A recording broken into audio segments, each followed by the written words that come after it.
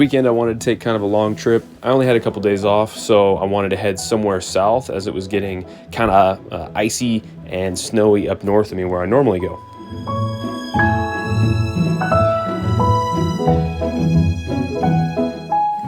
I made a plan for about 2 places south of me. One was Bisbee, Arizona, which I've never been to, and the other one was Bahia Quino in Sonora, Mexico. I gave myself 2 options in case I wanted to chicken out or if the road or the border crossing was too weird for me.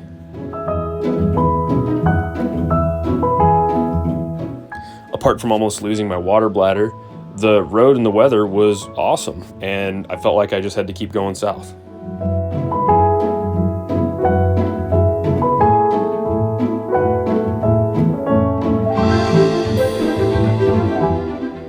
It was one of those days where I had 0 problems getting out of the house, traffic was light, the sun was up, and it just felt right.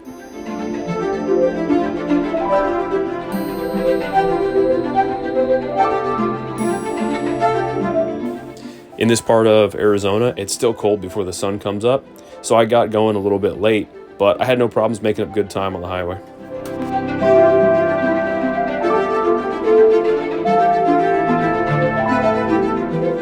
When you get closer to the US-Mexico border, you start seeing immigration checkpoints like this.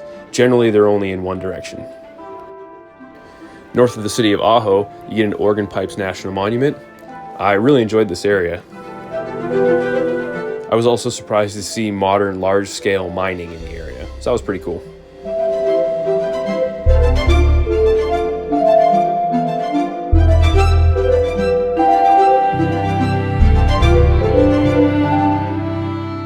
In true adventure travel fashion, the Germans were out in full force in their big trucks. I always wonder what they got in there. I imagine a full refrigerator, a big toilet, I don't know, a shower, a bunch of German stuff.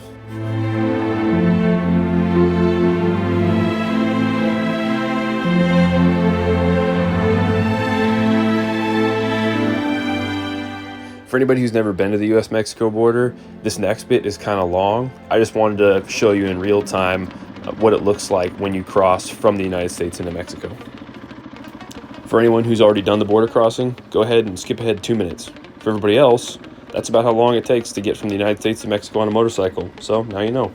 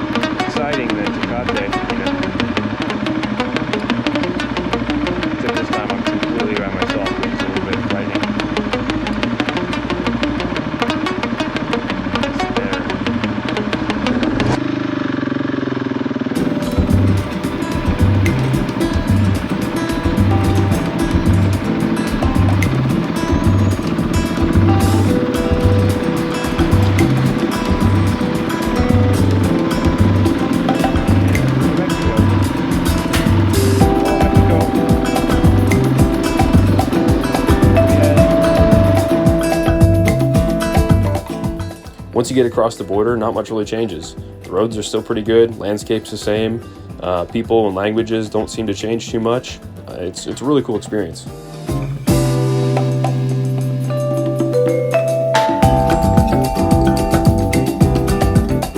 For the first 100 miles or so of Mexico, you're going to hit these military checkpoints. I don't always know what they're looking for, and they'll ask you for different things. Sometimes they'll just wave you through. In this case, the gentleman asked me for my registration, and so here it is in real time.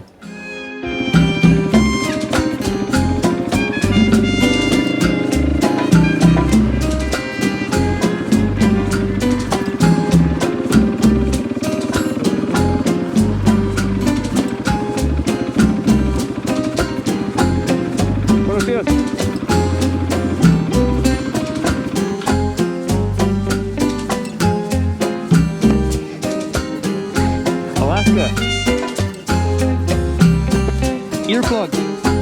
Sorry. I have plugs in my ears. Así. In backpack?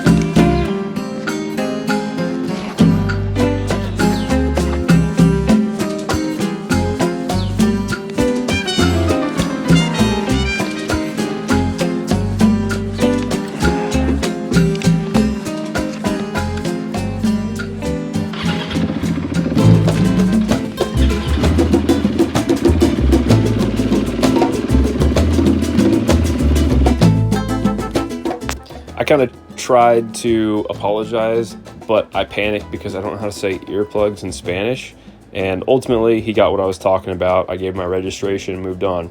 I've gone through dozens of these checkpoints in Baja and Sonora now. I've never had any problems, and everyone's been very courteous, and it actually makes you feel a bit safer when you're in the interior.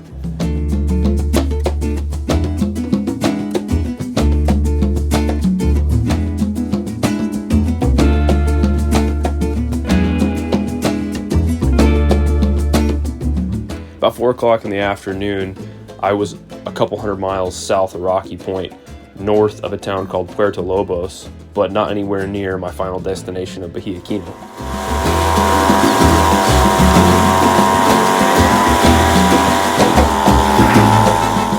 South of Rocky Point, barring a 40-mile detour, there was no fuel, so I was running really low when I rolled into Puerto Lobos. I figured there were boats down there, so there's got to be gas cans.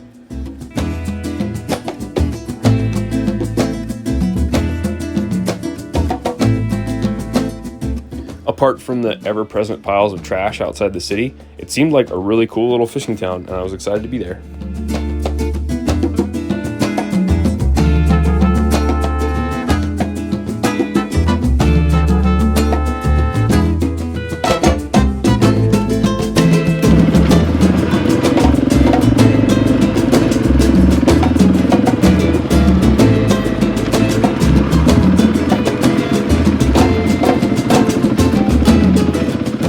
This area appeared to be kind of the hub of the town, and there was lots of boats and men going in and out of there.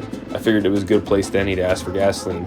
And just so you know, if you're in a weird spot and you ask, there's always going to be somebody to help you. The gasolina? Así.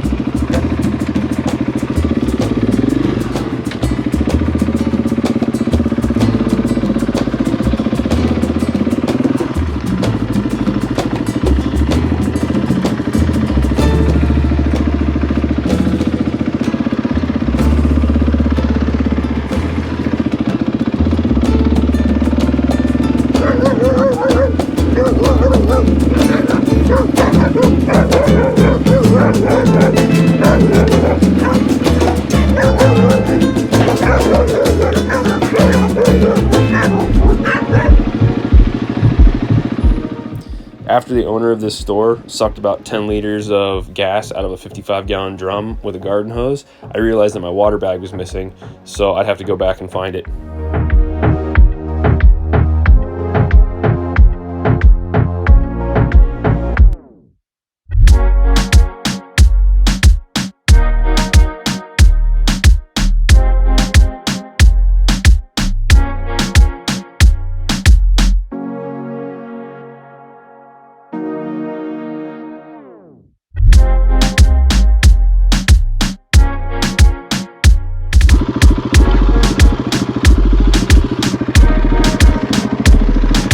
Looks like there it is. I thought it was all smart wrapping my water in this so that it wouldn't move around, but I guess it made it like slippery.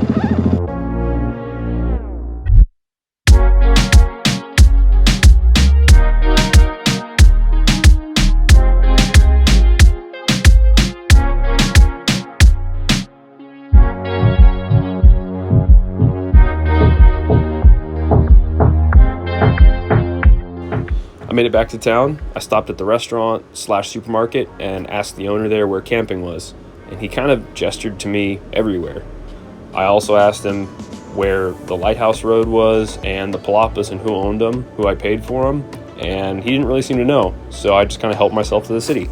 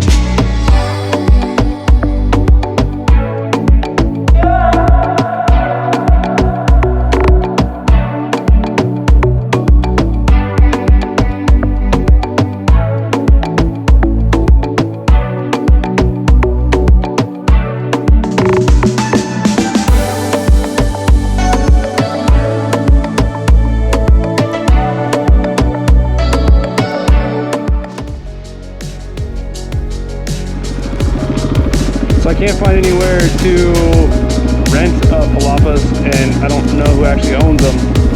So I'm gonna go to the furthest one, maybe.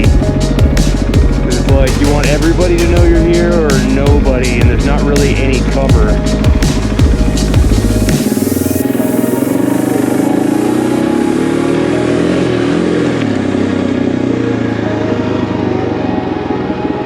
Also, if you want to get good at sand, go to Mexico. So there's easy ones here.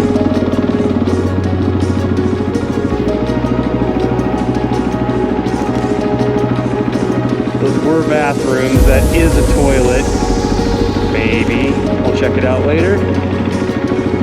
And that's a trash can. So this one it is.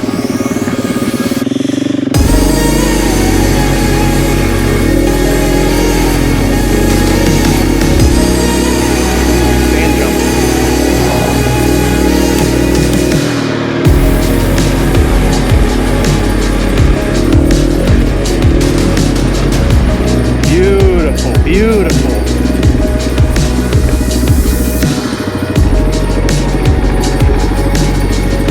Nothing living in here.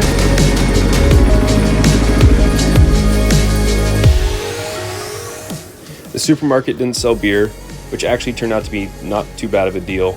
I went to sleep very early, watched the sun set, watched the sun rise and the moon set. Had a really nice night. It appears like these palapas were built pre-COVID, and the town was trying to expand its tourism, but it never really took off. So they shut down the bathrooms, they shut down the trash facilities, and it's just kind of a free-for-all.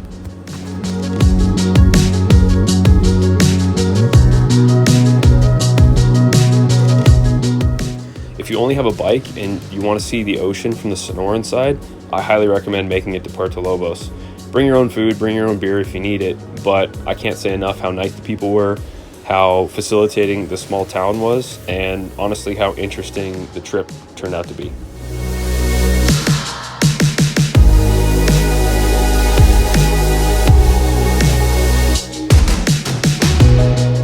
The closest major fuel station is in a town called Igriga, which is like a 30-kilometer turnoff on your way back up north. They pretty much just have like 6 taco shops, 2 Pemexes. The one on the north side of town is the better one. And this is where I met Ivan. Ivan was on a BMW 1200 GS, and he spoke 0 English. But through Google Translate on my phone, which I highly recommend you download ahead of time, we were able to get on the road together and spend it all the way until Rocky Point. So that was kind of a highlight of my day. Ivan also showed me how Mexican nationals go through these immigration checkpoints. Stop signs don't matter, stopping doesn't matter, paperwork doesn't matter. It's all about confidence.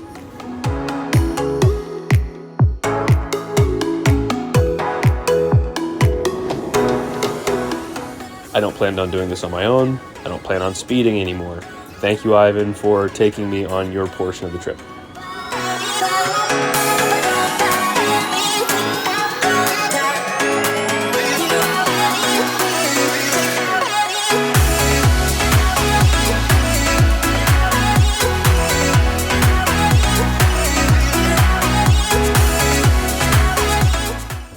If you've got a little bit of extra time, like maybe 1 or 2 days, and you're in the Phoenix area, I would highly recommend taking the Sonora border crossing south of Rocky Point to Puerto Lobos, visiting the town.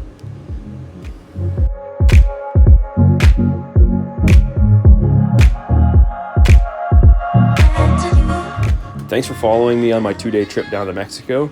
If you like this movie, go ahead and like and subscribe. Also follow Mucho Fasto on Instagram for all the updates. I'm going to be going up to Alaska in about a week, so I won't have as much content coming out, but look forward to some Iditarod footage. Have a good one.